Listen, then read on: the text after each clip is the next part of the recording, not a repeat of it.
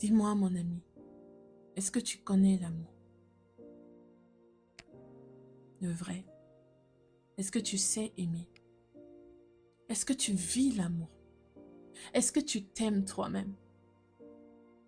Ça peut paraître bizarre comme question, mais je pense que c'est important de répondre à ces questions. Pourquoi? Eh bien, pour mieux vivre des relations basées sur l'amour. Pour être capable de reconnaître là où l'amour est et là où l'amour n'est pas. Pour ne pas continuer à souffrir au nom d'un certain amour. L'amour a servi d'excuse à plusieurs pour agir mal avec les personnes qu'il prétendait aimer. Et au nom de l'amour, on est resté dans des relations qu'on devait rompre depuis longtemps parce que c'était tout sauf de l'amour. Et on a fini par être détruit. On s'est compromis au nom de l'amour.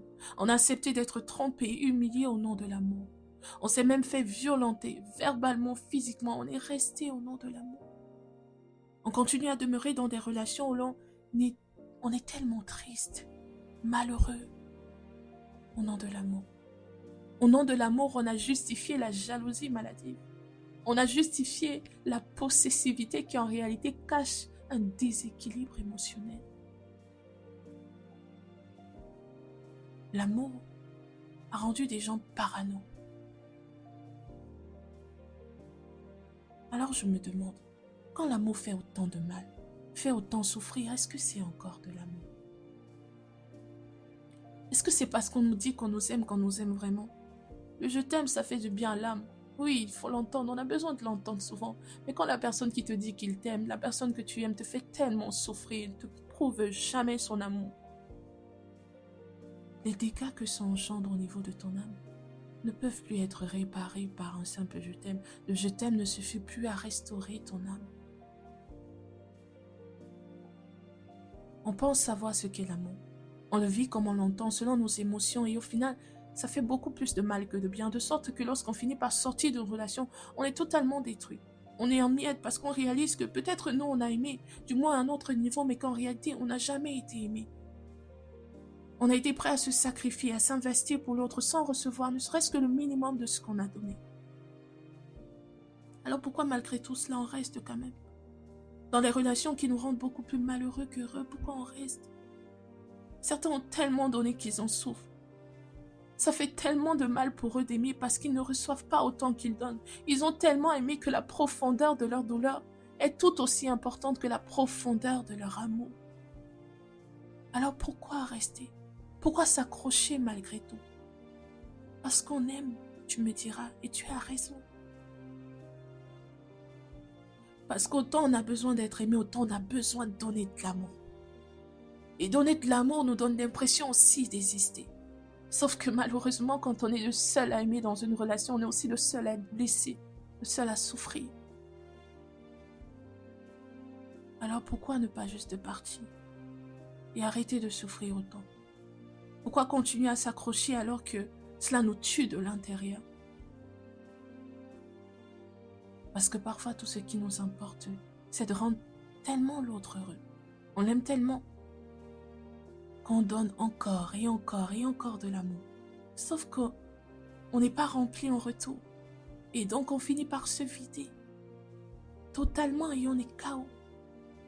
Parce qu'on a tellement aimé l'autre qu'on a oublié de s'aimer dans la relation. Et qu'on a oublié de se choisir au point de décider de partir parce que là, on a réalisé que ce n'est pas de l'amour, ça. Même si on ne l'a pas connu, le véritable, mais on sait que ça, c'est pas de l'amour. Et c'est aussi parce qu'on ne connaît pas le véritable amour. Parce qu'on n'a pas grandi dans un environnement où on s'est senti particulièrement aimé. Parce qu'on a reçu très peu de marques d'affection, pas du tout des personnes qui étaient censées nous aimer. Au point où on a associé l'amour à la violence, la jalousie, la possessivité. On a grandi dans des milieux où être dur était une marque d'affection. Les insultes étaient une manière de dire qu'on s'aime. Alors, définir l'amour revient pour certains à parler de souffrance, de douleur, de malheur. Parce qu'ils n'ont jamais connu le véritable amour. Parce qu'ils ne savent pas ce qu'est l'amour. Alors, ils le définissent selon ce qu'ils ont vécu, selon leur vécu. Le fait de ne pas avoir connu l'amour pur, vrai, nous a nous amène à vivre des relations parfois beaucoup plus basées sur les émotions, sur des paroles. Il y a peut-être des sentiments, mais il n'y a pas des actes. Écoute, quand je parle d'actes ici, je ne te parle pas de quelqu'un qui va porter la main sur toi ou qui va te faire du mal. Il va te dire qu'il fait ça parce qu'il t'aime, parce que ça, on entend aussi. Mais je te parle des marques de tendresse. Je te parle des actes d'affection, de bonté, de bienveillance, de générosité.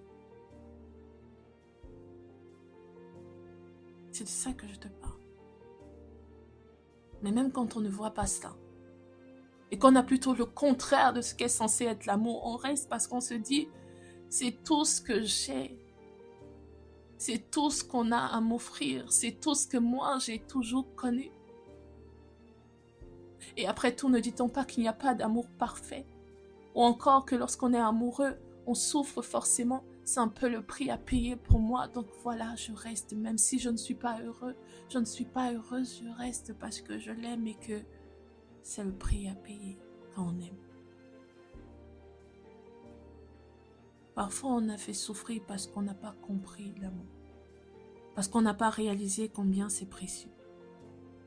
Parfois, on souffre parce que on aime celui qui ne comprend rien du tout. Qui ne comprend rien à l'amour. Mais aussi parce qu'on ne nous a jamais montré ce que signifiait réellement aimer quelqu'un. Au point de se sacrifier, de tout donner pour celle-ci. Pour que cette personne soit heureuse. Ne désirant qu'une seule chose, que cette personne soit dans la joie. Voilà pourquoi quelque chose d'aussi beau que l'amour est devenu pour certains la pire des expériences. Qui les a amenés à mettre des murs, des barrières tout autour d'eux, afin de se protéger, se montrant parfois durs et parfois insensibles. Ces expériences, ces déceptions amoureuses ont fait des hommes et des femmes blessés, qui ne croient plus en l'amour. Alors on a ce slogan qui dit « aimer, c'est souffrir ». Si seulement quand on parle de souffrir, on parlait de sacrifice, oui, parce que quand tu aimes, tu fais des sacrifices pour celui que tu aimes, pour que vous puissiez vous lui prouver que tu l'aimes, et parce que voilà, tu veux qu'il soit bien, et pour que vous puissiez vivre votre relation dans les deux sens. Mais quand on parle de sacrifice ici, là, quand on parle de souffrir ici, là, par contre, ce n'est pas ça, malheureusement. On parle de souffrir dans le sens d'être blessé, d'être détruit parce que tu as aimé la mauvaise personne, parce que tu as aimé quelqu'un qui n'a pas été capable de t'aimer, ou parce que tu as été mal aimé. Que ce que les gens t'ont montré a été une très mauvaise définition de l'amour. Très très mauvaise définition de l'amour. Une contrefaçon. Au point où quand le vrai, l'authentique, le véritable est venu frapper à ta porte, tu ne l'as pas ouvert. Tu ne peux même pas l'ouvrir, tu ne le reconnais pas, tu ne le connais pas parce que pour toi, c'est pas ce que tu as connu, ça n'a jamais été ça pour toi l'amour. Et pourtant, il existe le vrai. Cet amour-là, il ne fait pas souffrir. Cet amour-là, il ne te veut pas du mal. Non, non, il ne prend jamais des raisons, des excuses pour te faire du mal et justifier ça sur le compte de l'amour. Non, cet amour-là, non, il a plutôt tout donné, il s'est sacrifié, il a pris un gros risque pour toi. Cet amour porte un nom, oui, cet amour porte le nom de Jésus-Christ. L'homme ne comprenait rien à l'amour de Dieu. L'homme n'a jamais rien compris à l'amour de Dieu et l'homme a toujours tendance à penser que c'est lui qui a créé l'amour ou que l'amour vient de lui. Et il essaie de définir à sa manière, sauf qu'il le définit en dehors de la personne qui est amour. Et du coup, il produit des contrefaçons. Et comme on n'a pas connu au préalable le véritable amour, on n'arrive pas à reconnaître que ça, c'est l'amour et ça, c'est pas de l'amour. Même quand les gens essaient de le peindre, de faire croire qu'il est là, on ne peut pas reconnaître parce qu'on ne sait pas. L'homme n'a jamais compris l'amour de Dieu. Le peuple d'Israël n'avait jamais compris l'amour de Dieu. Et quand Dieu a commencé à leur parler vraiment d'amour, ils ne comprenaient rien. Ils étaient dans la loi. Ils ne comprenaient rien. Et quand j'ai lu Osée, j'ai vu comment Dieu parle de son amour. Il leur disait carrément que je vais t'amener dans un endroit désert pour qu'on reste tous les deux. Et dans ce lieu, je ne serai plus ton maître seulement. Tu vas me connaître, je ne serai plus pour toi seulement un maître. Je serai pour toi un mari. Je serai ton mari. Et tu seras ma femme. Je serai ton fiancé. Parce que vous savez, les temps de fiançailles, c'est beau, n'est-ce pas? Bon, moi, je sais pas, hein, mais certains qui le savent, c'est certainement beau. Donc il dit, je serai ton mari et ton fiancé, donc on aura toujours ces...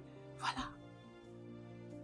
Et quand Dieu va parler à Isaïe, parlant de son amour, il va dire, même si une femme oubliait l'enfant qu'elle a allaité, déjà que ça paraît impossible pour une femme d'oublier l'enfant qu'elle a allaité, mais il dit que même si cela arrivait, lui, il ne peut pas t'oublier. Il ne peut pas t'oublier.